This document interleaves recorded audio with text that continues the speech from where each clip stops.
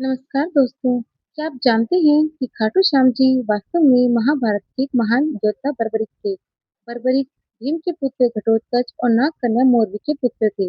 बचपन से ही वे अत्यंत पराक्रमी और भगवान शिव के परम भक्त थे। कठोर तपस्या से उन्होंने 3 ऐसे दिव्य बाण प्राप्त किए जो पूरी सेना का अंत कर सके। इसी कारण उन्हें 3 बाणधारी कहा जाता है। जब महाभारत का युद्ध शुरू होने वाला था, तब बर्बरिक ने एक प्रण लिया था कि वे हमेशा सिर्फ हारने वाले का ही पक्ष का साथ देंगे। उनकी यही प्रतिज्ञा उन्हें सबसे अलग बनाती है। भगवान श्री कृष्ण जानते थे कि यदि बर्बरिक युद्ध में उतर गए, तो उनकी प्रतिज्ञा के कारण युद्ध का संतुलन बार-बार बदलता रहेगा और अंत में पूरी पृथ्वी विनाश की ओर चली जाएगी। इसीलिए श्री कृष्ण ने ब्राह्मण का वेश धारण करके बर्बरिक के पास पहुंचे और उनकी परीक्षा ली। उन्होंने पीपल के पेड़ के सभी पत्तों को एक ही बाण में भेदने की परीक्षा में उनको चुनौती दी। बर्बरिक ने बाण चलाया और बाण से पेड़ के सभी पत्तों को भेद दिया।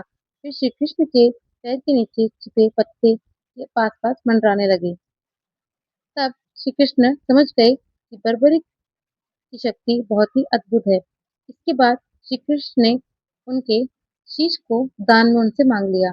बिना एक पल की देर किए बर्बरिक ने अपना शीश दान कर दिया।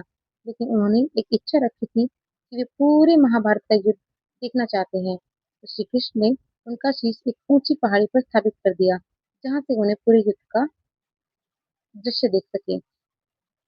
युद्ध समाप्त होने के बाद जब पांडवों में यह विवाद हुआ कि विजय का सबसे बड़ा श्रेय किसे जाता है, तब बार्बरिक के शीश से पूछा गया और उन्होंने उत्तर दिया, मैंने पूरे युद्ध में केवल भगवान श्री कृष्ण का सुदर्शन चक्र और उनकी दिव्य लीला ही देखी है।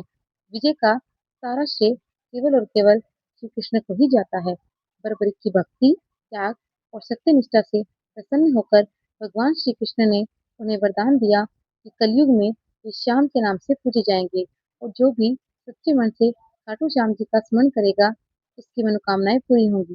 इसी कारण आज राजस्थान में खाटू श्याम जी के धाम में लाखों श्रद्धालु बाबा श्याम के दर्शन के लिए आते हैं।